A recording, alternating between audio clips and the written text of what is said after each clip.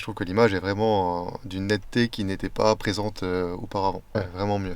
Vraiment mieux. Il y avait beaucoup de petits défauts qui étaient perceptibles avant, et là c'est vraiment comme je le souhaitais. Commençons une composition 7.2.4.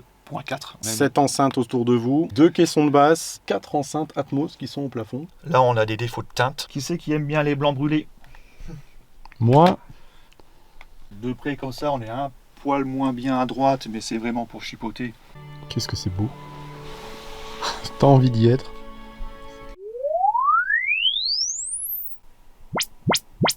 Ça a vraiment changé la dimension des films.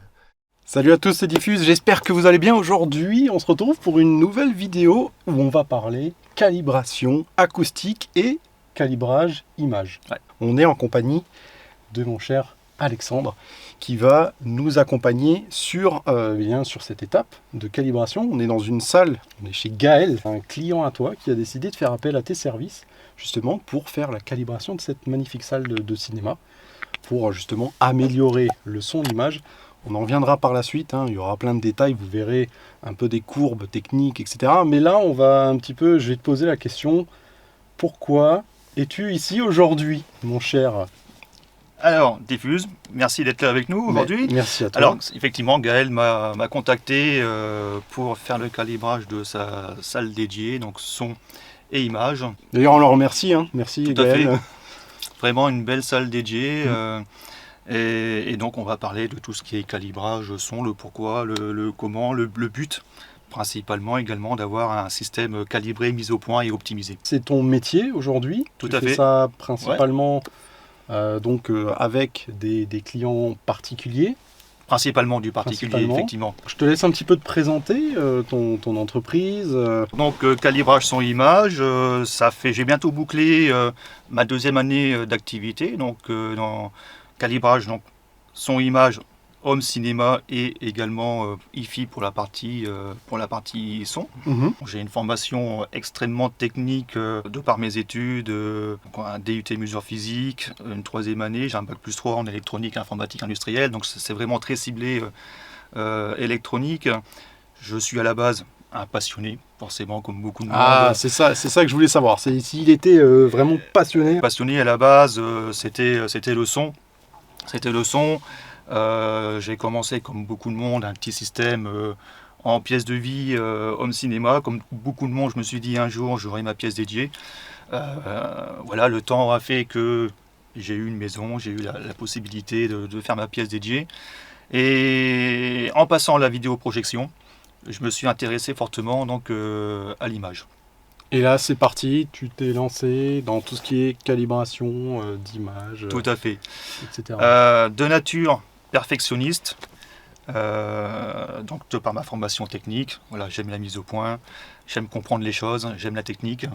Donc voilà, j'ai creusé tout ce qui était son, image, et j'en ai fait vraiment aujourd'hui ma spécialité. Et voilà, lier la passion avec la technique, chose que j'aime, c'est l'idéal. Avant de commencer le processus de calibrage, je tiens à vous préciser que les images que vous allez voir tout au long de la vidéo sont strictement à usage illustratif et ne sont pas représentatifs de ce que le vidéoprojecteur et la source peuvent donner comme résultat, qui en réalité est bien plus qualitatif, croyez-moi. Pour cause, il y a plusieurs facteurs comme le profil de couleur de la caméra qui enregistre, ainsi que la compression générée par l'import de la vidéo sur YouTube. Vous pourrez aussi apercevoir des graphiques et des valeurs qui ont été capturées lors du calibrage, alors interprétez-les comme il se doit et soyez indulgents et respectueux du travail d'Alexandre. Merci d'avance et bon visionnage.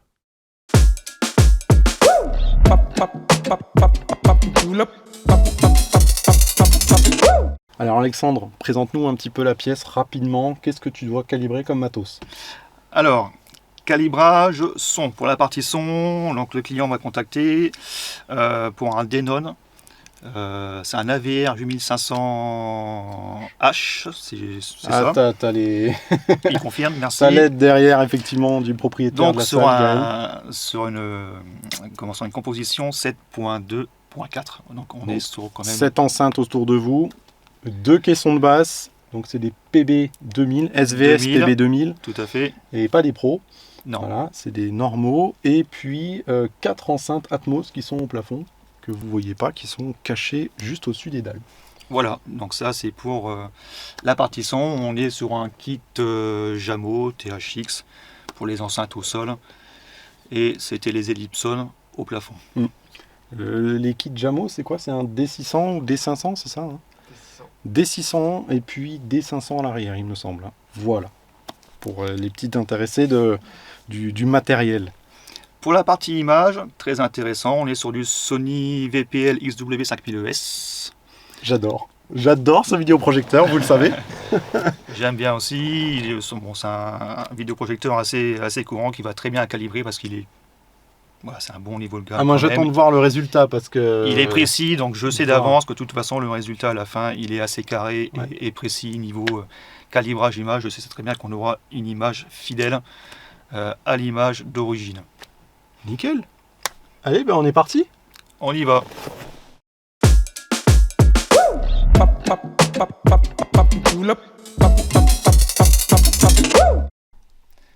Un spectro-radiomètre. Donc ça, c'est ton outil de travail, c'est un de tes outils de travail. C'est l'outil indispensable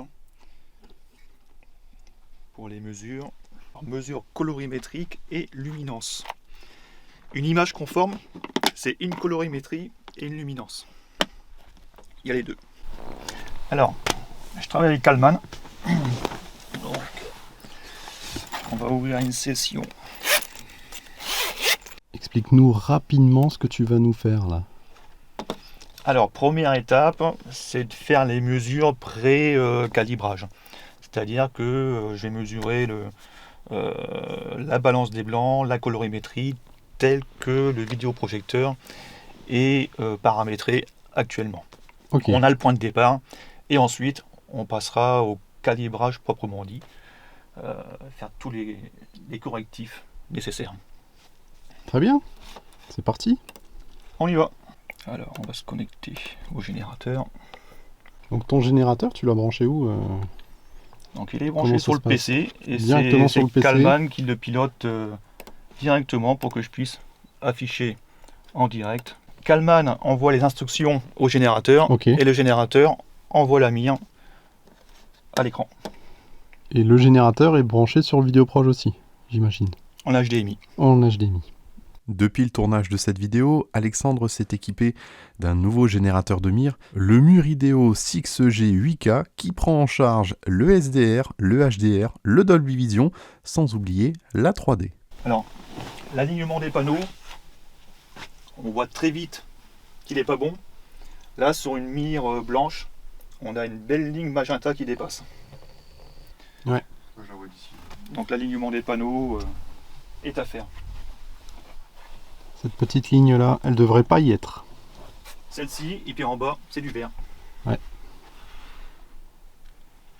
Et on a le rouge de côté aussi. Ouais. L'ombre du spectro ici n'est pas du tout gênant. Okay. La mesure, elle se fait vraiment au centre, au milieu. Ouais. Donc là, on a une mire de blanc à 100%. Là, on est à 33 nits. On est en dessous de la recommandation qui se situe à une cinquantaine de nits. On va voir comment on peut faire. Il faut rester équilibré entre aussi le SDR et le HDR. Il ne faut pas non plus que le SDR soit trop lumineux. Sinon, en HDR, ça peut paraître plus fade, moins lumineux, et c'est pas forcément bon non plus. Alors, la balance de blanc, comment ça fonctionne? Là, il y a différentes mires à différents niveaux de luminosité. Plus la luminosité baisse, moins le blanc est blanc, et il apparaît comme gris. En fait, le gris, c'est du blanc. C'est juste du blanc qui n'est pas très lumineux. Et donc après, tu auras toutes les courbes, Exactement. Pour la balance de blanc. Gamma, balance de blanc, gamut pour les couleurs, et delta E, le fameux delta E, dont on parle souvent pour les images en colorimétrie. Le delta E détermine l'écart mesuré entre l'image voulue et donc l'image mesurée. Donc le delta E prend en compte la colorimétrie et la luminance. L'image parfaite, on a un delta E à 0. Ça veut dire que la colorimétrie est nickel, la luminosité est celle voulue, etc. Plus le delta E augmente et plus on s'éloigne de l'image voulue. Il y a une tolérance, forcément. On la voit parfois fixée à 3, delta E de 3, c'est un peu haut. un delta E à 2 en tolérance, c'est une meilleure valeur, c'est une bonne valeur. Alors pourquoi 2? Parce qu'entre 0 et 2, l'œil voit difficilement la différence, très difficilement la différence. Donc vraiment 2, c'est la valeur qu'il faut prendre pour la tolérance du delta E. Ça veut dire que si là tu obtiens autre chose que 2, tu vas le refaire, on a une trop grosse dérive, la dérive est trop importante et on va considérer qu'on est plus fidèle à l'image originale. Ok, donc tu vas essayer de corriger ça, quoi. Tout à fait. Donc là je rappelle qu'on fait, on va dire un état des lieux. C'est ça. Voilà, sur le vidéoprojecteur. Pré-calibrage en mode SDR. On ne calibre pas encore totalement le vidéoprojecteur, non. c'est vraiment du pré-calibrage. Au fur et à mesure, il y a l'écran qui se remplit. L'état des lieux de départ, c'est qu'on a un gamma qui est trop bas par rapport au gamma théorique. On a une balance de blanc qui est trop froide, avec un excès de bleu. Donc déjà, si le blanc n'est pas bon, les couleurs ne pourront pas être bons. Ça décale forcément la colorimétrie. Dans le gamut, donc le blanc est décalé. Donc ça décale forcément toutes les couleurs. Là, on a des défauts de teinte. Donc le magenta, il part sur le bleu. Le rouge part sur le magenta. Et on a des défauts de saturation. On a un delta E moyen pour le blanc à 10 et un delta E moyen pour les couleurs à 6,5. Donc on est largement au-dessus de 2. Donc on n'est pas du tout fidèle à l'image voulue, déterminée en studio. Tout ça, ce sont des correctifs qu'on va apporter via le calibrage. Donc en même temps que tu touches là-bas, ça modifie directement les courbes en direct sur ton ordinateur. C'est ça. Et tu vas égaliser tout ça. Basse lumière, on est bon. Haute lumière, on est bon. Après, c'est toute une histoire de compromis. Sur un réglage 2 points, on ne peut pas être hyper précis comme on le serait avec un réglage 10 points ou 20 points. Et on est déjà très bon parce qu'on a un delta E moyen à 1,2. On est en dessous le 2. On peut considérer déjà qu'on est fidèle en termes de température du blanc. On est à 1 de moyenne sur le blanc, 0,5 moyenne sur les couleurs, et le gamut qui est quasiment respecté à la perfection. Oh bah t'as bien fait ton job alors. Impeccable. Alors, alignement des panneaux. Tout à l'heure, on a bien vu, de toute façon là aussi on le voit sur la ligne. On le voit très bien, ouais. De toute façon, il y a... On voit la petite ligne au milieu. Donc, l'alignement des panneaux. Ici, on va gagner en piqué d'image et donc en netteté. Ça fait partie de l'aspect, on va dire, qualitatif du calibrage. Calibrage image, tu as deux aspects, le normatif, mettre la colorimétrie à la norme, et l'aspect qualitatif pour éventuellement optimiser tout ce qui est netteté, contraste, détailler les basses lumières, détailler les hautes lumières. Voilà, c'est bon, ouais. On est nickel. Droite-gauche, c'est ok. Donc là, l'alignement des panneaux, il est fini. Il n'y a plus aucune trace de couleur entre les démarcations. Niveau focus, pour moi, t'es déjà bon. De près comme ça, on est un poil moins bien à droite, mais c'est vraiment pour chipoter. Ah non, tu chipotes pas, toi. C'est rare quand même. C'est rare. Le matériel. Le calibreur, il est rigoureux, il range bien les affaires. Si un jour vous voyez un calibreur qui est bordélique, posez-vous les bonnes questions. Non, il faut être très méthodique, il faut être très rigoureux sur les étapes de calibrage. Donc, on est bien sur le Ciné 2, la config du client qu'il est utilisé. On est en HDR. On était au max sur le laser, ok. On va mesurer ça, voir un peu d'où on part pour le calibrage HDR. Ça justement, c'est des calibrages que j'ai trouvé sur internet que j'ai mis en fait dedans. Ouais.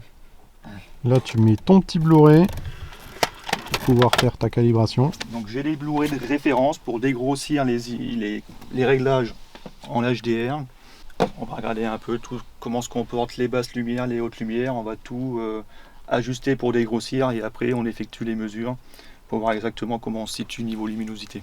Je vous montre quand même la pièce, parce que bon, on n'a pas eu le temps encore de la voir.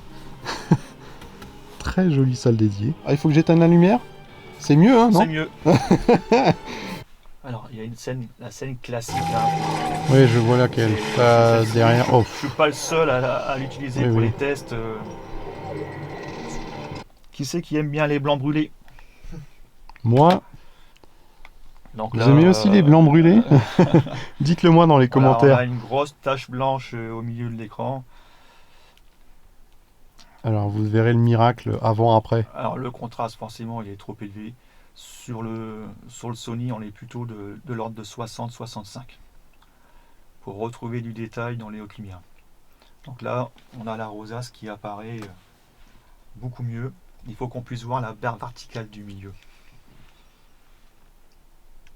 Alors Alexandre, tu viens de finir la calibration image sur le HDR. Voilà. C'est bien ça. Et qu'est-ce qu'on a un peu comme résultat là? Je Tu nous viens de montres? finir les couleurs, donc très bon résultat. Alors je vais vous montrer. Hop. On est sur un delta E moyen inférieur à 2, mais partout de toute façon.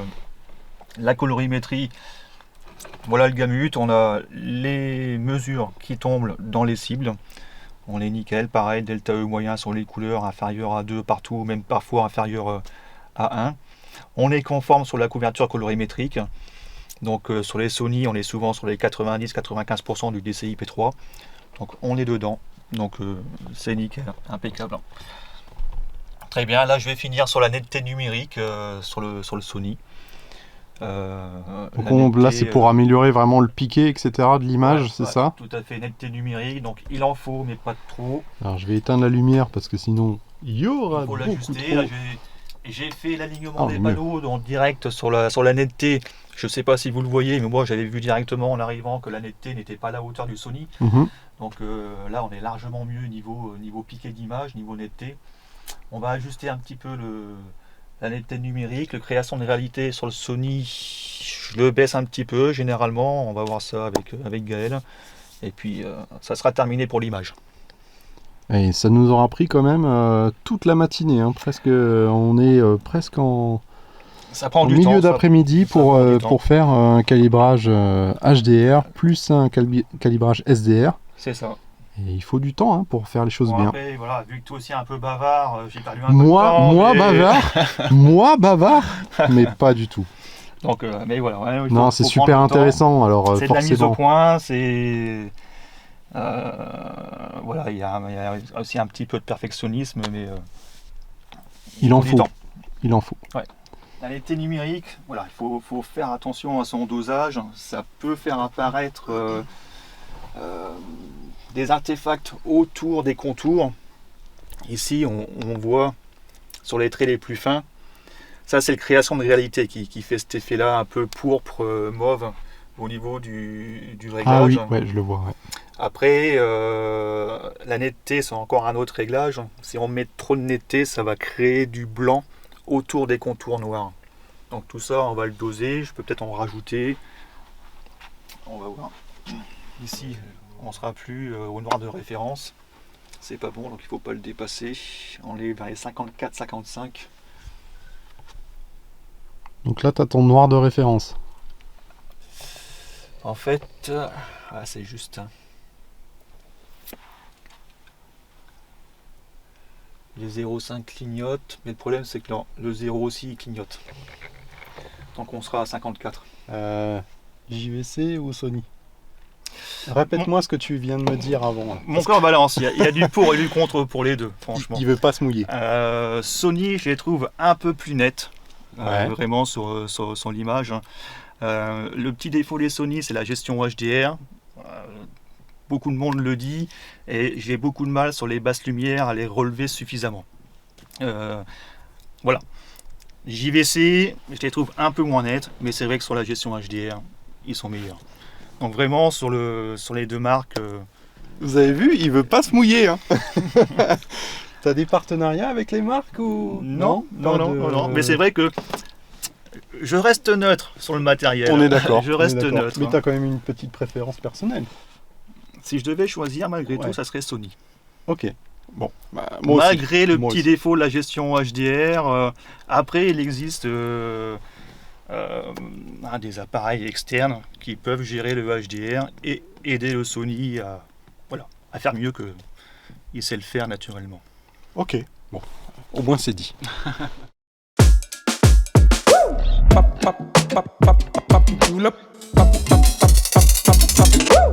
Et quel est l'intérêt, moi je me demande, parce que je ne l'ai pas fait chez moi, cette calibration acoustique, ou même calibration d'image, quel est l'intérêt pour peut-être ceux qui nous regardent de faire appel à tes services? Pourquoi? Alors, calibrage, image, on va essayer, voilà. ouais, tout à fait, on va essayer de faire simple. Pourquoi calibrer son image? Le but est de se rapprocher le plus possible au niveau de l'image de celle qui a été voulue, donc en studio, être le plus fidèle possible au niveau de l'image qu'on a à la maison. Okay. Donc l'image, c'est assez carré, c'est très normé, donc on ne peut pas dévier à droite ou à gauche au niveau de la colorimétrie, au niveau de la luminosité des images. Donc il y a un aspect normatif qui est assez strict, un aspect qualitatif, donc on va exploiter toutes les capacités de l'afficheur, que ce soit télé ou vidéo projecteur. Donc effectivement c'est normé, c'est assez cadré. Clairement on ne peut pas transformer une image moche, qui est à la base déjà moche, en super belle image. Alors donc effectivement, quelqu'un qui veut une super belle image de DVD, on ne pourra pas non plus faire des miracles. Effectivement.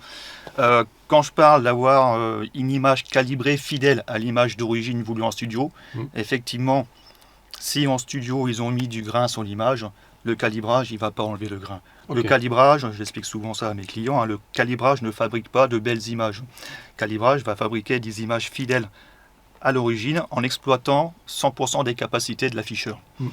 Donc optimisation de la luminosité et du contraste et respect de la colorimétrie. Très bien. C'est important de le préciser pour tout à fait. Tout à fait. Il ne faut pas qu'il y ait de confusion. Peut-être vous qui êtes futurs clients, et ou même les intéressés qui s'intéressent justement à la calibration de l'image. Donc là, on parle de l'image. Et au niveau acoustique, tu fais aussi ce genre de calibration acoustique pour des... Alors, il faut préciser, des salles dédiées et des salons aussi. Pas obligé que ce soit une installation dédiée. Je suis à peu près à 50-50 sur la demande, que ce soit en pièces dédiées ou en pièces de vie, au niveau calibrage, donc son. Également du calibrage vidéoprojecteur, bien souvent en pièces dédiées, ça existe aussi, avec les toiles techniques qui vont bien, etc. Téléviseur aussi, bien sûr. Mais il faut que ça reste, on va dire, avec un ampli qui te permette justement de traficoter, notamment pour le son, de traficoter un peu par-ci par-là les paramètres sonores. Oui, tout à fait. Il faut que l'ampli ait les capacités de calibrage adéquates pour pouvoir optimiser le rendu sonore dans la pièce.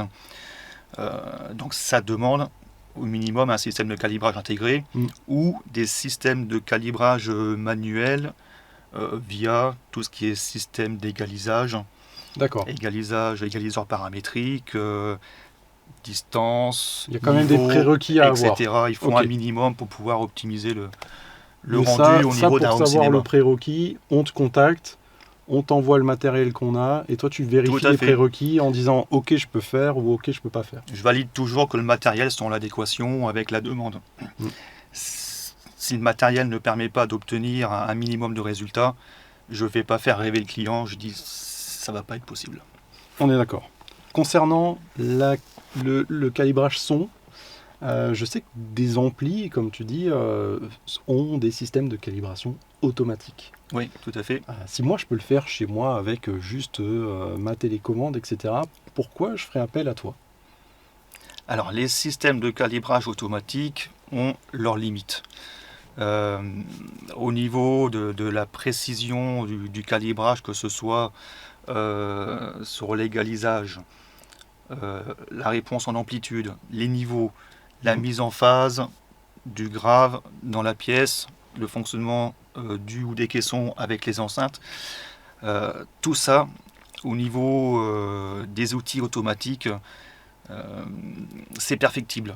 Alors, il y a des outils qui sont plus précis que d'autres, ça c'est clair, mais le fait de reprendre manuellement point par point tous les aspects qui sont importants au niveau du calibrage au son d'un home cinéma permet de toujours être un cran au-dessus, clairement. Parce que toi, tu utilises aussi du matériel professionnel avec des micros professionnels, une carte de son, un ordinateur, des logiciels aussi faits pour, développés pour. Et ça te donne un avantage effectivement par rapport à un tout petit micro fourni avec un amplificateur qui est plus précis, qui va plus loin dans les détails, etc. J'utilise des micros qui sont calibrés, forcément pour être le plus précis possible. Beaucoup de systèmes automatiques imposent l'utilisation de leurs propres micros qui ne sont pas calibrés, sur lesquels j'ai déjà observé des disparités quand même assez importantes et non négligeables entre les différents micros d'un même système en passant chez différents clients. Donc vraiment là, au niveau de la précision du calibrage sur un système pro avec des micros calibrés forcément est important à ce niveau-là. L'ajustement de l'équilibre sonore est plus précis. On parle souvent de bulles sonores, et je parle souvent de bulles sonores à ce niveau-là. Donc le but, c'est vraiment d'équilibrer la bulle sonore, d'avoir une bulle homogène.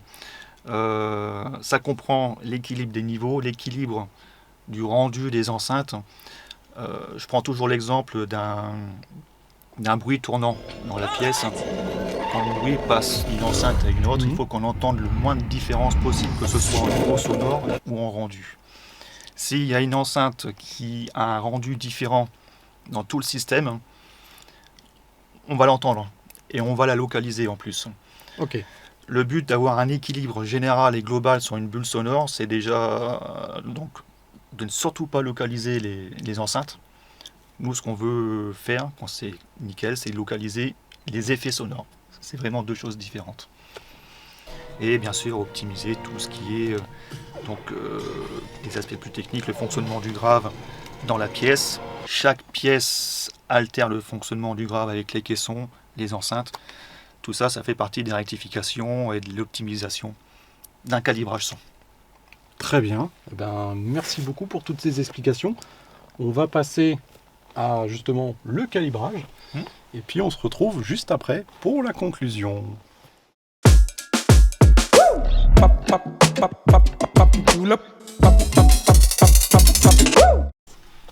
Et qu'est-ce que tu nous prépares là? Alors, on va brancher tout ce qu'il faut pour la prise de son. Carte son, micro. Directement sur ton ordinateur? Toujours. Ok.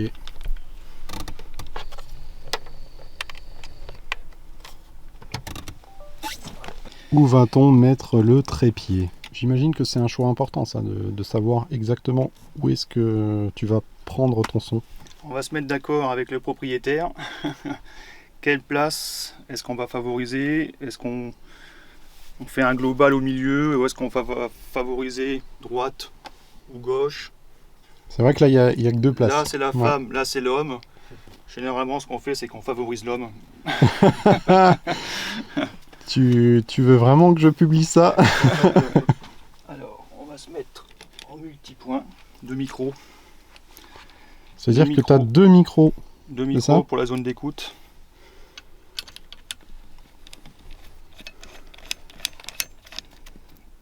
On prend une zone un peu plus large. Ce qui se passe souvent, ou ce qui peut se passer régulièrement, c'est que dans le son, la mesure à un endroit, c'est une mesure, elle peut être différente, 20 cm à droite, 20 cm à gauche. Avec les deux micros, la carte son qui me permet de connecter les deux micros et les mesures en multipoint du Room Wizard, j'élargis la zone de mesure. Et on va facilement voir les fluctuations qu'il peut y avoir entre voilà, 20 cm à droite, 20 à gauche, et voir s'il y a des problèmes ou pas sur la zone d'écoute. On dirait Jean-Michel Jarre là qui est en train d'installer tout son matos là. Et là, du coup, il n'y a pas besoin d'Odyssée du micro d'Odyssée. Alors si, on va en avoir besoin. Okay. Comme d'habitude, je fais d'abord les mesures avant avec ta configuration actuelle. Ensuite, on va refaire Odyssée et je ferai toutes les modifications nécessaires en passant sur Odyssée. Odyssée, tu peux nous rappeler ce que c'est? C'est un système de calibrage automatique propre à Marantz et Denon. C'est ton pire ennemi quoi. Odyssée, c'est pas le plus précis, mais si on le reprend manuellement, on peut faire de très bonnes choses. Et donc ton but, ça va être de le reprendre manuellement avec ce que tu as obtenu comme résultat. Tout à fait. Ok. C'est du micro de compète là. Hein. Alors c'est des micros Dayton, calibrés, indispensables. Ah, j'imagine, parce que si eux ils sont pas calibrés, tout ton résultat derrière il l'est pas non plus. C'est faussé. Ça permet aussi de récupérer les dérives du micro Odyssey. Et entre les différents micros Odyssey, il y a vraiment des dérives que j'ai pu constater, surtout dans l'aigu. Là encore pour la partie son, il y a du nouveau niveau équipement. Dans le but d'améliorer encore plus les prises de son et les mesures, eh bien Alexandre s'est équipé d'un nouveau micro et d'une nouvelle carte son qui lui permet de gérer 3 micros en mesure multipoint. Alors, petite particularité sur les assises, on est sur du cuir. Alors dis-moi tout le cuir. C'est des matières qui sont réfléchissantes. Ouais. Au niveau son, pour la prise de son, ça peut fausser les mesures. L'idéal, ça serait Gaël, si tu as Des un plaids, plaid, quelque chose pour poser dessus. on va se mettre à l'aise. On va faire ça. Nickel. Voilà la technique, un petit plaid. Pour ce calibrage son, Alexandre passe plusieurs points en revue, notamment la réponse impulsionnelle, la phase, le calage temporel, le retard de groupe, la distorsion et plein d'autres points plus techniques. En résulte une analyse très poussée afin d'optimiser au mieux le système audio.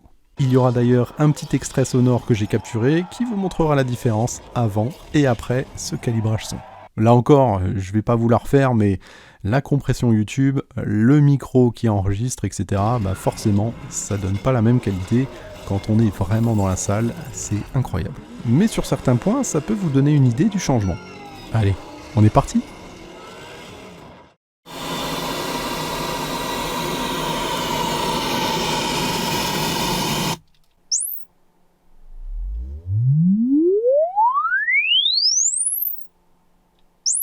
Si on veut respecter les précaux Dolby, alors tiens, je vais te l'afficher.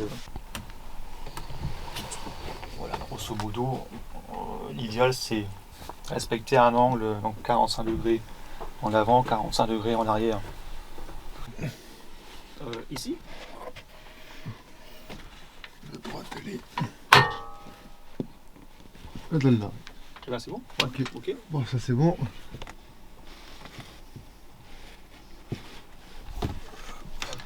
En plus c'est un de Twitter, non, c'est ça hein. C'est ça, ouais. Donc j'ai fait les mesures avant calibrage, donc on voit quand même qu'il y a des soucis de linéarité au niveau de la réponse des enceintes. Les niveaux qui sont pas forcément bien ajustés, donc il y a beaucoup de disparités et au niveau de la bulle sonore, donc c'est pas forcément bien équilibré. On a un niveau du LFE qui est vraiment au-dessus du standard. Bon, après ça c'est un réglage, moi je le remets toujours au standard et après en refaisant les essais, hein, je t'avais dit, on reverra comment on se positionne. Donc là-dessus, voilà, il va y avoir du boulot, on va refaire le calibrage Odyssey et on va reprendre tout ce qu'il y a à reprendre. L'acoustique de ta pièce, donc on est plutôt franchement bon. Hein. Alors l'acoustique est très importante hein, quand même, hein, dans une salle comme celle-ci. On va toujours dire que l'acoustique c'est 50% du résultat final. 50% pour toi ? Ouais. Moi j'aurais plus dit 70-80. Ouais. Après c'est... Toi t'es encore plus... Ouais. Plus haut que moi, on va dire. Moi je suis pessimiste. En exigence. Et oui, l'acoustique c'est hyper important. Ouais. Et là pour le coup on est vraiment bien parce que sur ce type de volume ou ce type de surface où on va se fixer une limite à 400 millisecondes à ne pas dépasser, alors en salle DJ on va toujours viser plutôt en dessous, et là effectivement on est en dessous. Là en grosso modo on est à 100 millisecondes en temps de réverbération, RT60. Donc ça fait une pièce très, très mate. Tu peux nous expliquer ce que c'est le RT60 rapidement là ? Moi, alors en anglais, reverb timing. Ok, c'est le temps de réverbération. Temps de réverbération, donc c'est le temps que met un son à s'estomper de 60 décibels. D'accord. Le logiciel, par plage de fréquence, donc détermine le temps que met chaque plage de fréquence à s'estomper de 60 décibels, donc d'où le terme RT60. Donc forcément le RT60, plus il est haut, plus la résonance, les réverbérations sont importantes. Ça remonte un petit peu dans le grave. Donc t'es content, ta salle elle est bonne. Sur l'acoustique, tu as bien travaillé. Certains pourraient même dire qu'on est trop bas. Mais après, bon, c'est peut-être une question de goût aussi, on va dire auditif au niveau du rendu. En hi-fi, on préférait avoir un RT60 un peu plus haut. Pour le home cinéma, généralement, on est toujours plus bas.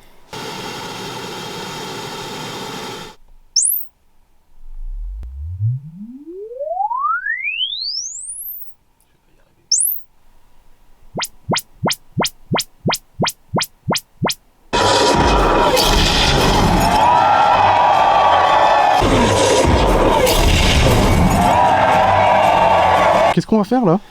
On va se faire les sessons. Voilà, j'ai passé là une bonne journée de boulot et on va voir un peu le résultat. C'est le moment de décompresser, de prendre du plaisir et de voir si ton travail a été bénéfique. Voilà, alors là on est sur le calibrage de base, on fait les essais. S'il y a des ajustements à faire, on les fait. J'impose rien au niveau du calibrage. Le client me donne son avis, moi il n'y a pas de problème derrière, on fait des ajustements. Ok, allez, c'est parti. J'ai hâte les amis, on va se lancer les films, justement les mêmes épisodes, les mêmes films qu'on avait regardés avant. Pour ça, tout à fait, on a un point de référence. On a notre point de référence. Tout à fait.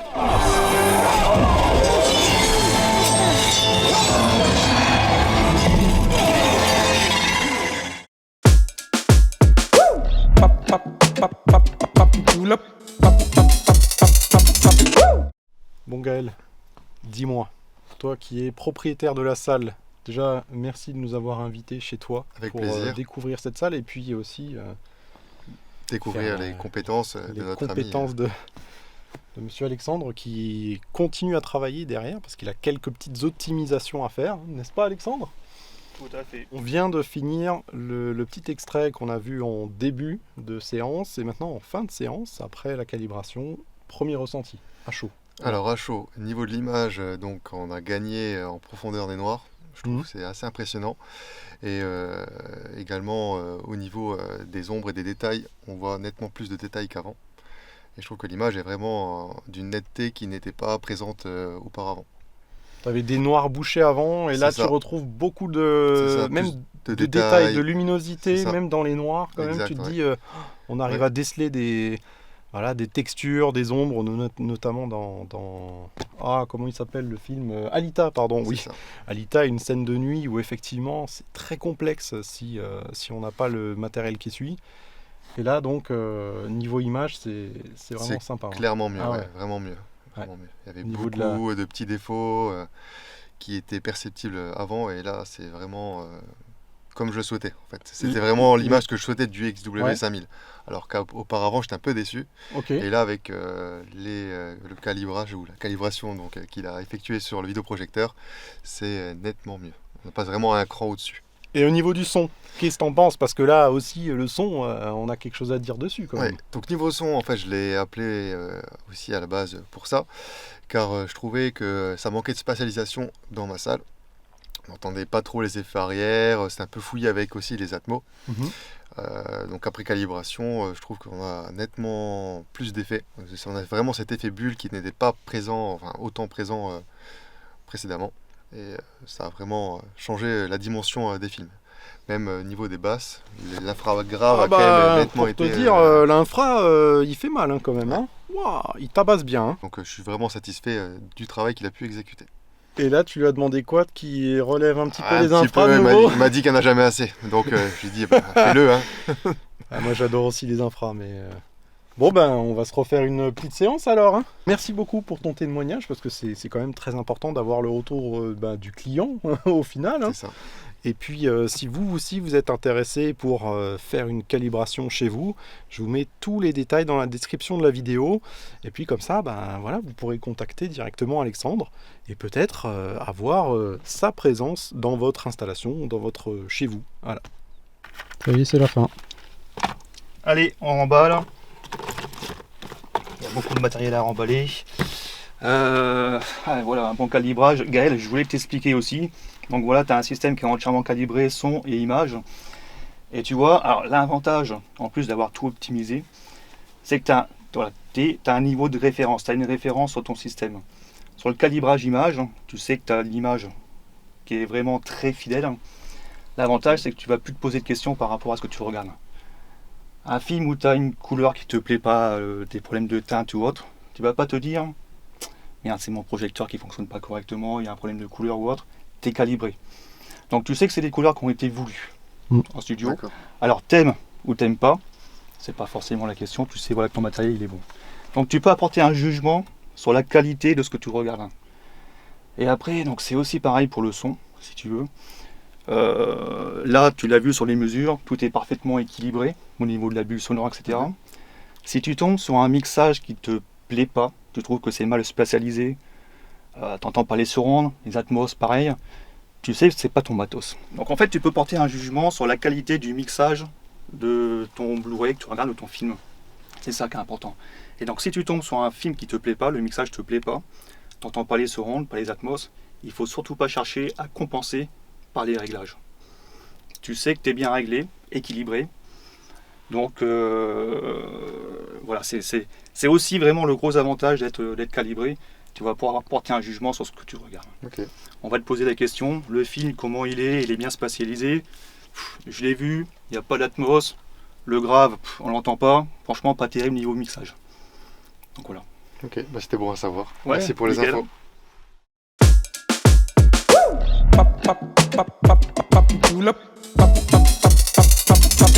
Bon, Alexandre, et toi, ton petit mot final sur cette installation? Ça va, ça va. Je suis satisfait. Hein. Je m'attends toujours à avoir un certain rendu. Je veux pas en dévier. Ouais. Donc équilibre de la bulle sonore, c'est très important pour la spatialisation, qui a été d'autant plus, on va dire, améliorée dans le sens où on l'a gagné en clarté au niveau du rendu sonore, en clarté et en détail.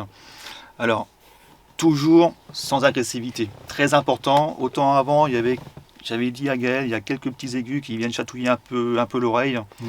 J'ai fait le nécessaire, plus maintenant. Il n'y a plus l'agressivité, à tel point que tu m'as confirmé, on était au même niveau sonore qu'avant. On a voulu écouter plus fort. Tout le monde a voulu écouter plus fort, clairement. parce qu'en fait l'agressivité qui était légère au début, n'y était plus. Ouais. Donc on a voulu écouter plus fort, mais tu lui as quand même précisé, parce que là on est sur un seul ampli. Ouais, tout à fait. Un gros ampli, mais un seul ampli avec combien d'enceintes? 11 enceintes. Exact. Ça fait quand même beaucoup. Ouais. On atteint les limites parce qu'au-delà, ça demande un petit peu plus de puissance. Si on parle de niveau d'écoute, alors ça va peut-être parler à des personnes, mais pas tout le monde. On s'approchait des moins 10 en niveau sonore. Alors pour l'ampli seul et toutes les enceintes, ça commence à faire juste. J'en viens à donner un simple conseil à tout le monde. Il faut surtout dimensionner votre équipement par rapport à votre niveau d'écoute. J'ai vu souvent des amplis qui sont sous-exploités ou même complètement inutiles par rapport au niveau d'écoute de la personne. Donc la moyenne des écoutes, on est aux alentours des moins 15. Tous mes clients confondus, en moyenne, on est sur du moins 15. Ouais. Il y a des clients qui vont être à moins 10, moins 5. J'en ai eu un, je lui ai fait coucou. Il était vraiment au niveau de référence. Un gros barjot. Il écoutait à 0 dB sur son ampli. Et donc voilà. Arrivé à un seuil, là effectivement, on était à moins 10. Il faut faire attention et bien dimensionner son équipement. Donc, ajouter peut-être un ampli de puissance par la suite. Voilà. C'est peut-être un conseil si tu veux, sachant que c'est des enceintes pas avec un rendement très, très élevé. Il faut prendre ça aussi en compte. Donc si tu veux upgrader ton système encore, ajouter un ampli de puissance. Mais là, il faudra passer de nouveau par la phase calibration acoustique, j'imagine. Alors en changeant d'ampli, non. Ampli de puissance ? Il faut juste réajuster les niveaux. Ah, ok, d'accord. Ouais. L'ampli de puissance ne va pas influer... Je pourrais te donner à Gaël la méthodologie à faire avec un sonomètre. Il faut juste réajuster les niveaux pour garder l'équilibre de la bulle sonore. Ok, bah, je l'apprends, et c'est génial, parce que tu m'apprends vraiment quelque chose. Je pensais que dès qu'on changeait quelque chose dans tout le système, hop, on devait de nouveau l'ampli ne va pas modifier la réponse de l'enceinte. D'accord. Si je refais une mesure avec un nouvel ampli, j'aurai la même réponse en amplitude, mais peut-être décalée en haut ou décalée en bas par rapport au niveau sonore. Ok. Et donc c'est ce décalage-là qu'il faut rectifier avec le nouvel ampli. Bon bah très bien. Voilà Gaël. Parfait. je ne vais pas vendre un calibrage pour si peu. C'est pas mon genre. C'est pas mon genre du tout. Voilà, non, nickel. Donc je suis content du résultat. Et le client aussi est content, Gaël. Exactement. Parfait. Vous inquiétez pas, il n'a pas de couteau sous la gorge ni quoi que ce soit. Hein. Aidez-moi. Il n'est pas bâillonné ni quoi. C'est bon. On s'en occupe bien. D'ailleurs, il s'occupe bien de nous. C'est vraiment très gentil à toi de nous avoir accueillis encore une fois. Merci. Et merci à toi aussi. Merci Diffuse. D'avoir réalisé cette vidéo avec moi. Je tenais vraiment à faire cette vidéo de calibration sur la vidéo, sur l'acoustique, pour expliquer aux gens, parce que c'est quand même quelque chose d'important, et pour leur montrer que ça existe. Voilà. Je te remercie. Oui, tout à fait. Comme on a passé une longue journée. C'est du boulot. On transpire. J'ai fait son et image, et quand le résultat est là, c'est toujours très satisfaisant. Et là, on va se faire plaisir avec un petit resto, voilà, tranquille. Après l'effort, le réconfort. Merci à tous d'avoir regardé cette vidéo. N'oubliez pas de regarder dans la description toutes les informations. Et puis si vous voulez le contacter, je vous mets voilà, contact, numéro de téléphone, adresse mail, le site web, tout et sera dans la description. Et puis on se retrouve pour une prochaine vidéo. N'oubliez pas aussi de vous abonner à la chaîne, c'est très important, de liker si vous avez aimé ce contenu. Si vous avez un commentaire à faire, là aussi ça se passe en bas. On se retrouve très bientôt pour une nouvelle vidéo. Et comme on dit chez nous, salut Bissomme, je sais pas comment on dit chez toi, dans ta région. À plus Bilout. Ben voilà.